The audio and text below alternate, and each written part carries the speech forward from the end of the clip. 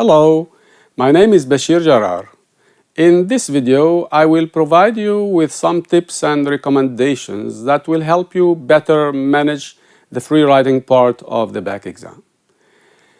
At the outset, let me tell you that below this video, you will find a link to a Padlet, which includes plenty of materials with ideas that cover different topics. So, in the writing section of the exam, you have two tasks: a guided writing task and a free productive one, which consists in a topic to deal with using your own ideas.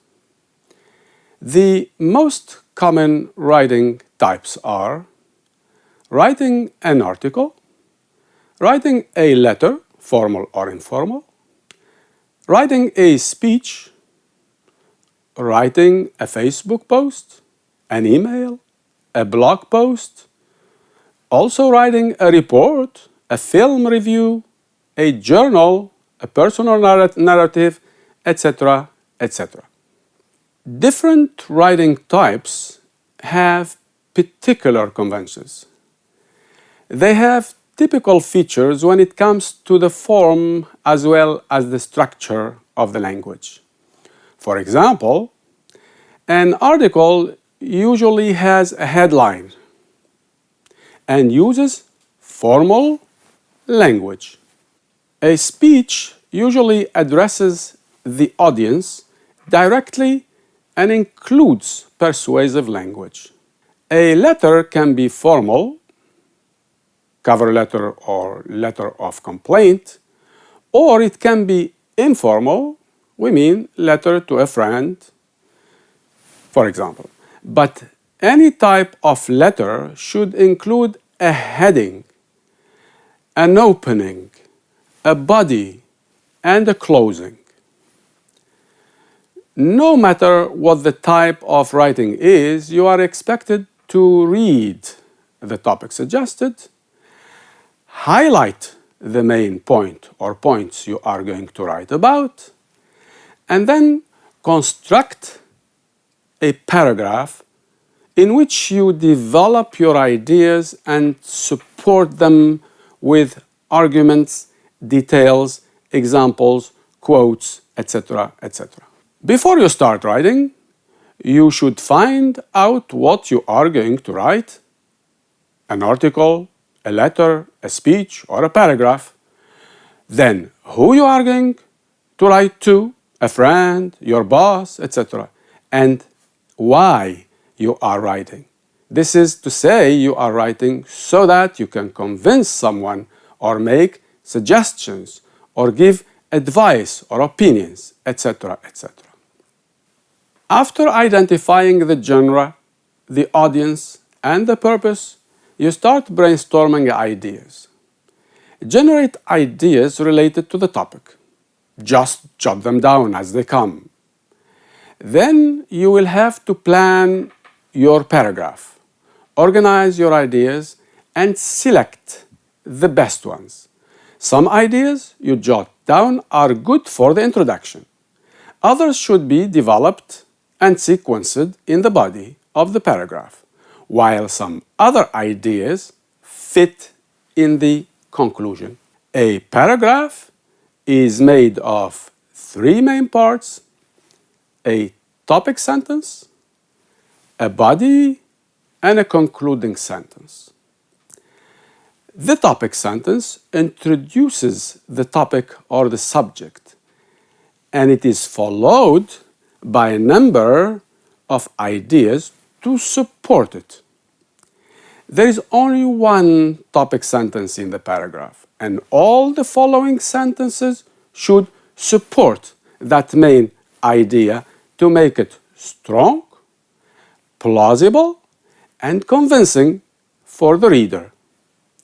3 or 4 ideas would be enough, and of course they must be supported by explanatory details, arguments, and examples. The last sentence in your paragraph, which is the concluding sentence, is a sort of summary of what has been mentioned in the body of the paragraph. Here are a few recommendations before you start writing. Never be tempted to start writing immediately because of time constraints. Planning is a must.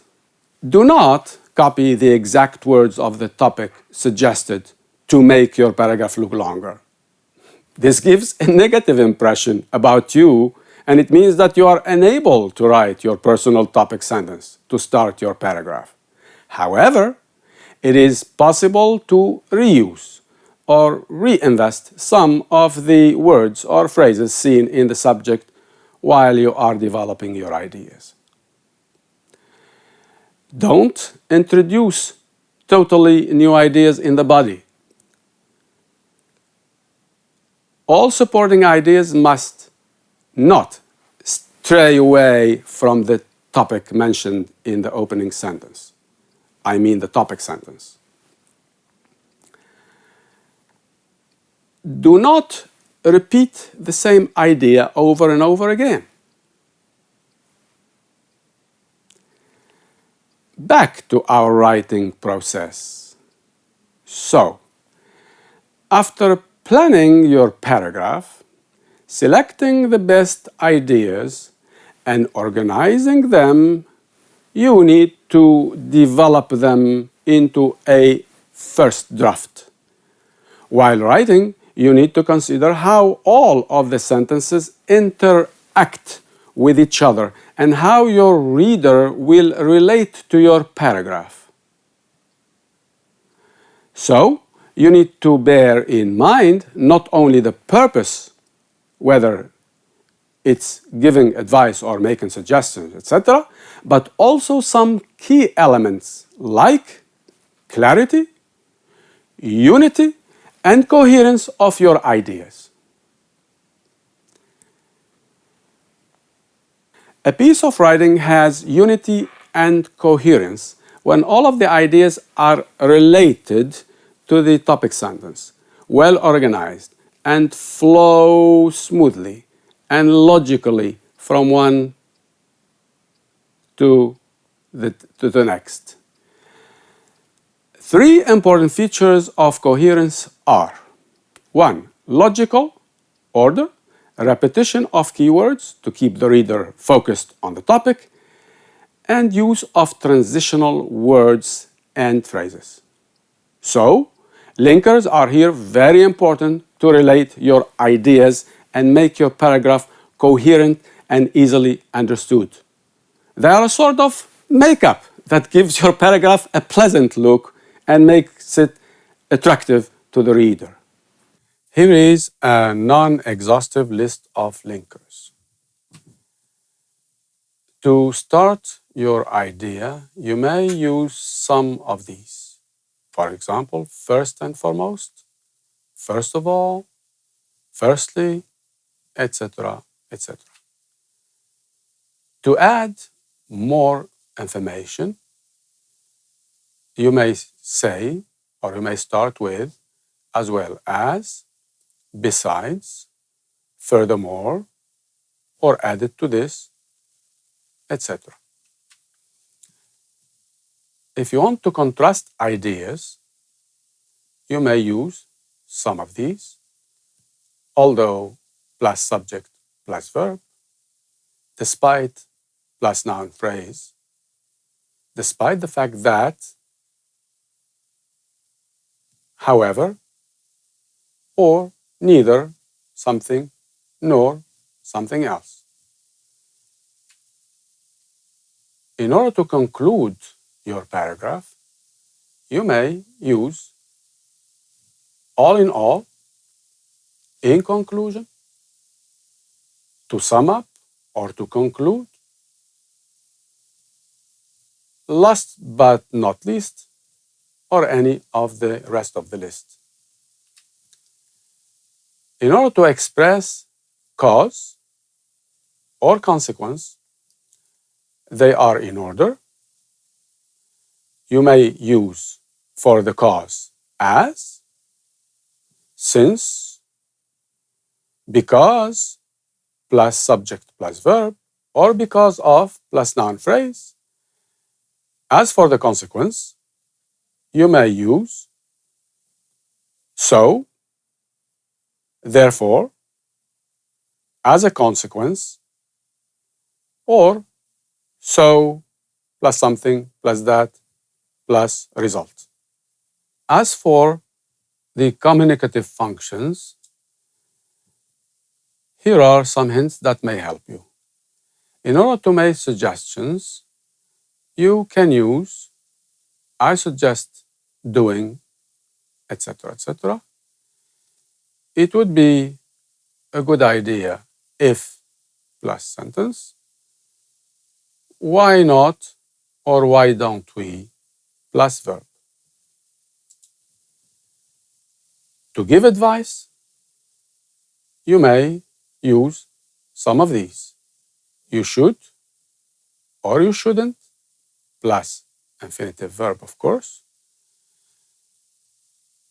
I would or wouldn't advise you to plus infinitive. It is better to plus infinitive. In order to express opinion, attitude, or certainty, you can also use whatever you like of this list. Example, as far as I am concerned, and you start your sentence. I think or I don't think that is not necessary, and then you finish your sentence. We must admit that, and you finish your sentence. Well, the use of transition words and expressions depends on the purpose of your writing. You can click on the link below the video to find many other examples of transition markers and expressions on the first column of the Padlet. Well, now, after writing your first draft, you should revise it. I mean, refine your paragraph and make some changes to improve it and have an impressive introduction and conclusion. To improve it, you need to edit or proofread what you have written. This means correct grammatical errors, check the vocabulary you used, check your punctuation and spelling. And don't forget to correct any errors in logic order and finish out by smoothing transitions, I mean linking words, that you've used so as to improve the flow of your paragraph. Only after revising and editing can you write the final draft. Now, to mark your writing, we use these criteria. First, adherence to the task and content adequacy, and we allot 4 marks.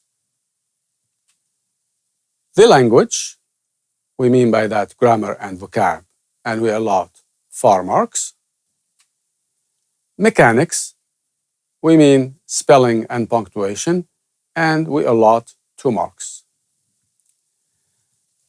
As for the adherence to task and content adequacy, students or you have to check whether you dealt with all the elements highlighted in the beginning.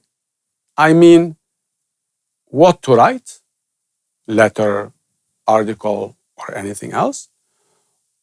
The language that you use should be suitable to who you are writing to and why you are writing.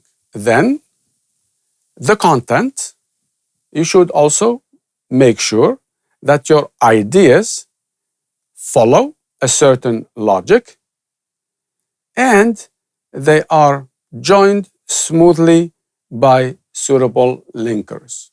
Now, the language. We mean by the language whether you used your grammar correctly. I mean by grammar, the tenses, the forms, adjective, noun, etc., and the prepositions. Then the mechanics. You should check whether you wrote your words correctly and also whether you used a suitable punctuation, I mean full stop, comma, capital letters, etc., etc. Now look at this example from the art students exam of 2017. Here we are going to read the topic and highlight the most important ideas. The Ministry of Education has created a Facebook page on which people share ideas about educational matters. Write a 12-line post in which you suggest ways to improve education in your country. 10 marks allotted. Now, we are going to highlight the most important ideas. The first one is 12-line post. Then suggest to improve education in your country, of course. Now, to answer my 3 questions, the what to write, who to write to, and why to write, I'm going to write a post. And then, who am I writing to? I'm writing to people on Facebook. Then why am I writing? I'm writing to suggest ways to improve education in Tunisia. Now here is a sample paragraph. As you can see, my paragraph is made of 3 parts. The topic sentence, which is improving the quality of education in Tunisia, has become a must, supported by details. Look at the details that make the body of the paragraph. The first detail finishes here. The second detail, which is, it seems long because it is a detail and it has an explanation with it. A third detail finishes here. It is a bit longer because it contains more examples to explain the idea, and the last detail finishes here. Then I finished my paragraph with the closing sentence that starts at sum up and finishes at word. And as you can see, this sentence summarizes what has been dealt with in the body of the paragraph. Now, in order to make my paragraph coherent, I used linkers and functions. As you can see, the linkers used are indeed. I am adding things, add to this. Then this is because. Then because. After that, last but not least. And finally, to sum up. As for the functions, I am here expressing how to make a suggestion. That's why I used it's high time we, etc., etc. I suggest, and then it would be a good idea to plus infinitive. Now, before I leave you, I would like to draw your attention to one familiar question asked by many students. This is, how long is my paragraph? Well, 12 lines is largely enough to make yourself understood and to defend your point of view. This is equally enough material to let your reader evaluate your writing skill according to the correction scale that we mentioned previously. However, you may write more than or less than 12 lines and you will not be penalized for that. One more thing. Watch your time. Do not waste so much time generating ideas and drafting and editing. Allocate the right amount of time you need to develop your paragraph and stick to it. We suggest 25 to 30 minutes for this free writing task. Now, please remember, handwriting can be a helpful factor to make your paragraph easily read and your ideas clearly delivered to the reader. This, clear handwriting, will affect positively the mark given. However, a very small handwriting or an illegible one will definitely be harmful to the comprehension of your ideas, and your reader may not be able to focus and read your paragraph until the end. And this will definitely affect negatively the mark given. Now, thank you for your attention and goodbye.